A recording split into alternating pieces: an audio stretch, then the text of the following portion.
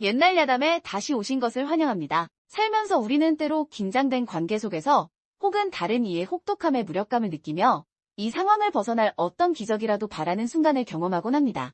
특히 시어머니와 며느리 사이의 이야기는 예로부터 지금까지 수많은 감정을 담고 있는 주제이기도 하죠. 오늘 저희는 매우 극적이면서도 깊은 여운을 남기는 한국의 옛민담 한 편을 함께 따라가 보려 합니다.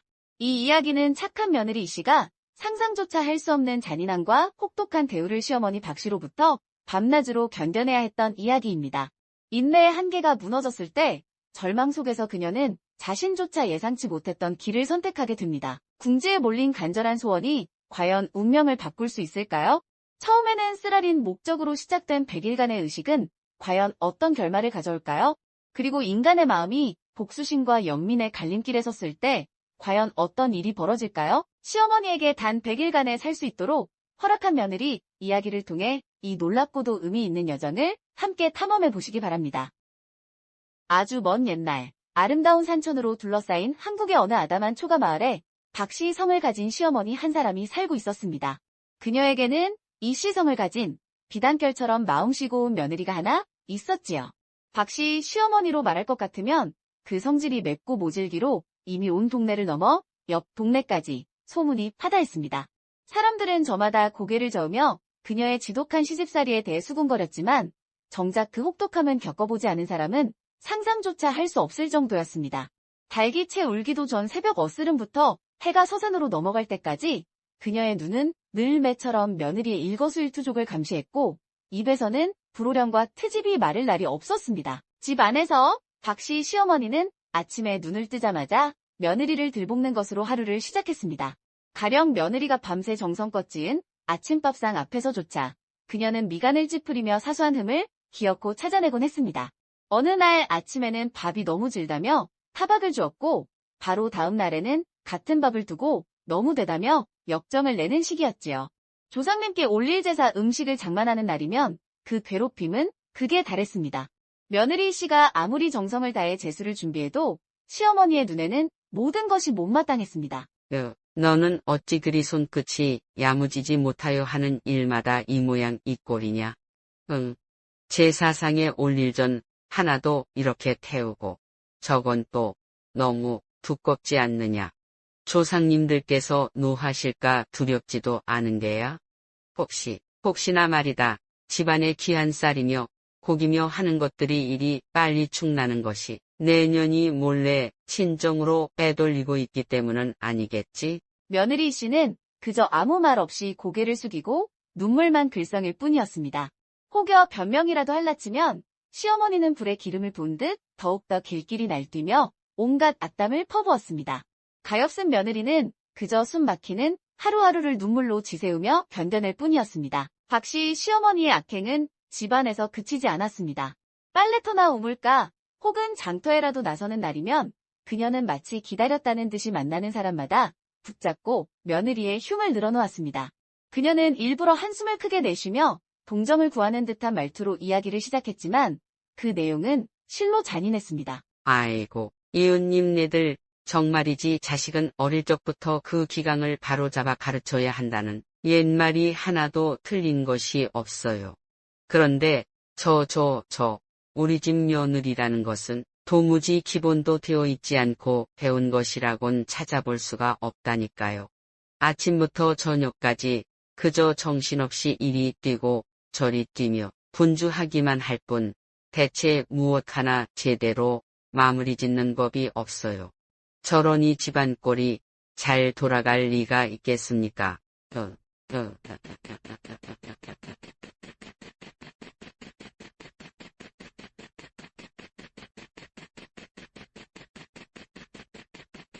그 말을 듣는 마을 사람들은 속으로는 며느리 씨의 착한 심성과 부지런함을 익히 알고 있었기에 박씨 시어머니의 말에 코웃음을 쳤지만 누구 하나 감히 그 앞에서 쓴소리를 하지는 못했습니다.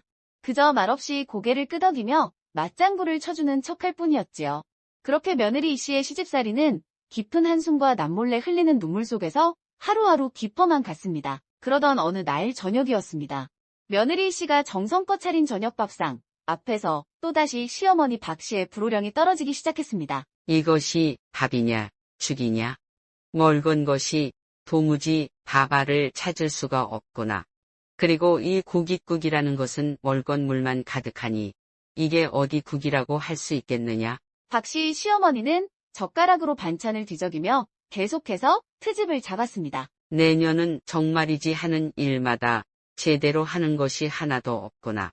이 나물은 또 어찌 이리 소금 간도 제대로 못 맞춘 것이냐.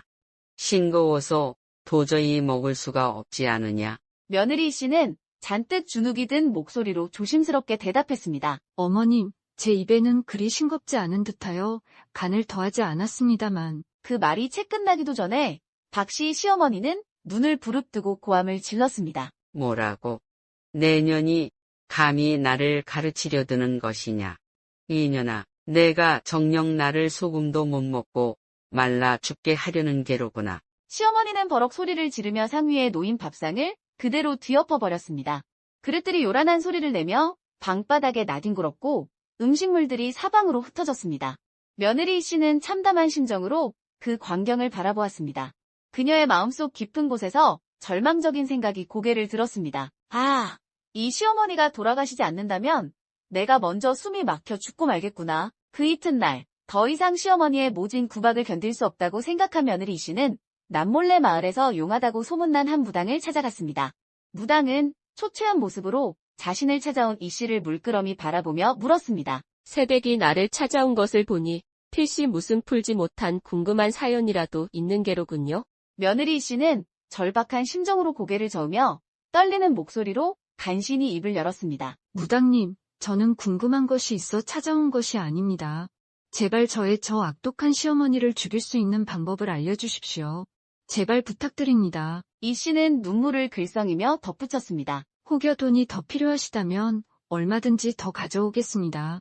제발 이 고통에서 벗어나게 해주십시오. 무당은 잠시 깊은 생각에 잠긴 듯 눈을 감고 있더니 이윽고 조용히 물었습니다. 그렇다면 새댁의 시어머니께서 가장 즐겨 드시는 떡이 무엇인지 아시오? 며느리 씨는 잠시 망설이다 대답했습니다. 저희 시어머님께서는 찹쌀로 만든 떡을 무척이나 좋아하십니다. 특히 인절미라면 자다가도 벌떡 일어나실 정도입니다. 무당은 고개를 끄덕이며 말했습니다. 그렇다면 아주 잘 되었소. 오늘부터 매일같이 그 인절미를 정성껏 만들어 시어머니께 드리시오. 단 하루도 거르지 않고 100일 동안 계속해야만 하오. 무당은 말을 이었습니다. 그렇게만 한다면 정확히 100일이 되는 날 그대의 시어머니는 틀림없이 죽게 될 것이오. 며느리 씨는 반신반의하며 놀란 눈으로 무당을 바라보았습니다. 무당님, 그것이 정말이옵니까? 정말 그렇게 하면 되는 것입니까? 무당은 단호한 표정으로 대답했습니다. 물론이요. 하지만 여기에는 반드시 지켜야 할 조건이 하나 있소. 매일 새벽 동이 트기 전 밤이슬을 흠뻑 머금은 깊은 산골짜기 계곡에 맑은 물을 직접 길어다가 티끌 하나 없는 정성된 마음으로 떡을 만들어야만 그 효험이 있을 것이오. 한편으로는 일말의 희망을, 또 다른 한편으로는 설레는 마음을 안고 며느리 씨는 조용히 집으로 돌아왔습니다. 그 다음 날부터 그녀는 먼동이채 트기도 전인 아주 이른 새벽에 일어났습니다. 그리고는 아무도 모르게 깊고 먼 산골짜기까지 홀로 걸어가 밤새도록 차가운 이슬을 흠뻑 머금은 맑디 맑은 계곡물을 정성껏 길어왔습니다. 힘겨운 물동이를 이고 가파른 산길을 내려오는 동안 그녀는 속으로 끊임없이 되뇌었습니다. 조금만 더 힘을 내자. 이제 100일만 참으면 되는 거야. 딱 100일 후면 이 모든 고통이 끝날 수 있어. 집으로 돌아온 이 씨는 온 마음과 정성을 다해 물에 불린 찹쌀을 짓고 또 찧었습니다. 그녀의 이마에는 송골송골 땀방울이 맺혔지만 조금도 힘든 기색 없이 부드럽고 쫀득쫀득하며 향긋한 인절미를 하나하나 정성껏 빚었습니다. 그리고는 두 손으로 공손히 시어머니 박 씨에게 그 떡을 올렸습니다. 처음에 박 씨 시어머니는 의심스러운 눈초리로 며느리가 내민 떡을 바라보았습니다. 이것 봐라. 이 유망한 것이 이제 죽을 때가 다 되었나 보구나. 평소에는 하지도 않던 짓을 다 하고 있으니 말이다. 하지만 인절미는 박 씨 시어머니가 세상에서 가장 좋아하는 떡이었기에 그녀는 구시렁거리면서도 입가에 묻은 콩고물을 핥으며 떡을 맛있게 먹어 치웠습니다. 시간은 강물처럼 흘러갔고 며느리 이 씨는 하루도 빠짐없이 새벽 일찍 일어나 정성으로 인절미를 만들어 시어머니께 올렸습니다. 그녀의 지극정성은 마치 말없는 기도와도 같았습니다. 그렇게 한 달이 지났을 무렵 놀랍게도 박씨 시어머니의 입에서 조금씩 며느리를 칭찬하는 말이 나오기 시작했습니다. 그녀는 이웃 사람들을 만날 때마다 은근히 자랑을 섞어 말했습니다. 어디 우리 집 며느리처럼 매일 새벽같이 일어나 시어미 먹으라고 이렇게 맛있는 인절미를 해다 바치는 그런 효부 있으면 한번 나와 보라고 하시오. 눈을 씻고 찾아봐도 없을 것이오. 박씨 시어머니는 동네방네 다니며 마치 큰 복이라도 받은 사람처럼 며느리 자랑을 늘어놓았습니다. 사람들은 어리둥절했지만 좋은 게 좋은 것이라며 맞장구를 쳐주었습니다. 그리고 또 한 달이 지나 2달째가 되자 박씨 시어머니의 태도는 이전과는 완전히 딴판으로 변해 있었습니다. 이제 그녀는 며느리가 부엌에서 떡을 만들고 있는 것을 보면 예전에 그 매섭던 눈초리는 온데간데 없이 부드러운 목소리로 말을 건네곤 했습니다. 아가야, 매일 이리 떡을 하느라 얼마나 고생이 많으냐. 혹시 어미가 도와줄 일이라도 있지는 않느냐? 그토록 모질고 사나웠던 시어머니의 얼굴에는 어느새 온화한 미소가 감돌았고 말투 또한 봄바람처럼 부드러워져 있었습니다. 며느리 씨는 어리둥절했지만 시어머니의 변화가 싫지만은 않았습니다. 그리고 마침내 90번째 날, 즉 석 달이 꼭 차는 날이 되었습니다. 며느리 씨가 여느 때와 같이 정성껏 만든 인절미를 가지고 시어머니 방으로 들어서자 박씨 시어머니는 가만히 떡 접시를 바라보더니 이윽고 눈물을 글썽이며 며느리의 손을 잡고 말했습니다. 아가야, 그동안 내가 너에게 얼마나 모질고 못되게 굴었는지 모른다. 내가 너에게 정말이지 죽을 죄를 지었다. 박씨 시어머니의 목소리는 깊은 후회와 슬픔으로 떨리고 있었습니다. 부디 이 못난 어미를 용서해다오. 너는 참으로 하늘이 내린 착하고 어진 며느리인데 내가 그것도 모르고 너를 그토록 구박했구나. 그 말을 들은 며느리 이 씨의 눈에서도 뜨거운 눈물이 쉴 새 없이 흘러내렸습니다. 시어머니와 며느리는 서로를 부둥켜 안고 한참 동안이나 기쁨과 회한의 눈물을 흘렸습니다. 방 안에는 따뜻한 용서와 화해의 기운만이 감돌았습니다. 그날 이후 박씨 시어머니와 며느리 이 씨의 관계는 이전과는 상상할 수도 없을 만큼 돈독해졌습니다. 시어머니는 며느리를 친딸 이상으로 아끼고 보살폈으며 며느리 또한 시어머니를 친어머니처럼 공경하고 따랐습니다. 그들의 아름다운 모습은 온 마을 사람들의 부러움을 살 정도였으며 사람들은 입을 모아 세상에 다시 없을 고부간이라고 칭찬했습니다. 친어머니와 딸 사이라 해도 그들보다 더 지극정성으로 서로를 위하지는 못할 것이었습니다. 그러나 시간은 무심히 흘러 마침내 100번째 날이 밝아오고야 말았습니다. 그날 아침 며느리 씨는 문득 정신이 번쩍 들며 지난날 무당이 했던 말을 떠올렸습니다. 100일이 되는 날 그대의 시어머니는 틀림없이 죽게 될 것이오. 이제는 자신을 세상 누구보다 아끼고 사랑해주시는 더없이 인자하고 다정해지신 시어머니의 얼굴을 바라보며 이 씨는 가슴이 철렁 내려앉는 것 같았습니다. 그녀는 공포에 질려 속으로 절규했습니다. 이렇게 좋으신 우리 어머님을 내가 정녕 죽이려 했단 말인가. 내가 정말 미쳤었구나. 제정신이 아니었던 게야. 며느리 씨는 더 이상 한순간도 지체할 수 없었습니다. 그녀는 그 길로 신발도 제대로 꿰어 신지 못한 채 바람처럼 무당의 집을 향해 내달렸습니다. 무당의 방문 앞에 다다른 그녀는 숨이 턱까지 차올랐지만 문을 두드릴 새도 없이 마당으로 뛰어들며 울부짖었습니다. 무당님, 제발 저희 시어머님을 살려주십시오. 제가 가진 돈이 얼마가 되었든 다 드릴 수 있습니다.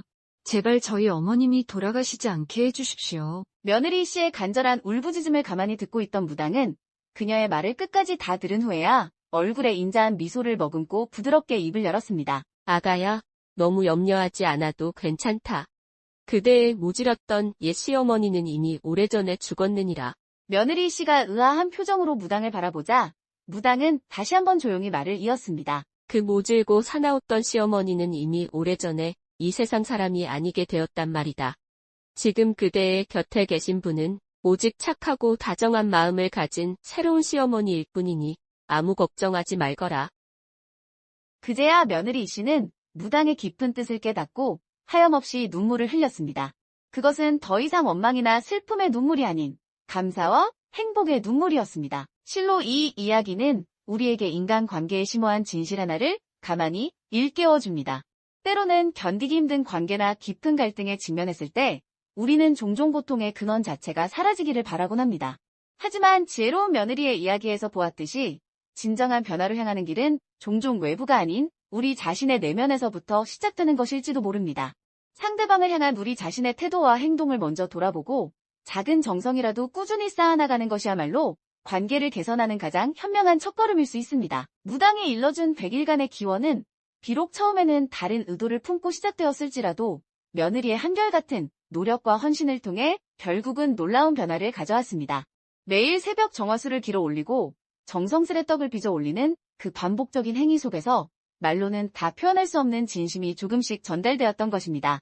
이러한 꾸준한 선의와 정성이야말로 비록 처음에는 어렵고 힘든 수양과 같을지라도 결국에는 상대방의 닫힌 마음을 열고 가장 혹독했던 관계마저도 따스하게 변화시킬 수 있는 강력한 힘을 지니고 있음을 보여줍니다. 이야기 속에서 일어난 죽음은 육체적인 소멸이 아니었습니다.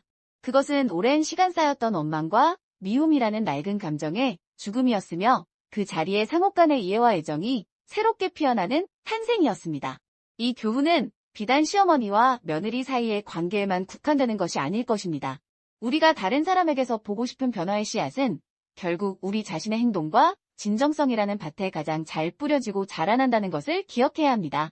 아무리 차갑고 단단해 보이는 마음이라 할지라도 그 안에는 분명 진실된 소통과 따뜻한 온기를 통해 깨어날 수 있는 부드러움이 숨겨져 있기 때문입니다.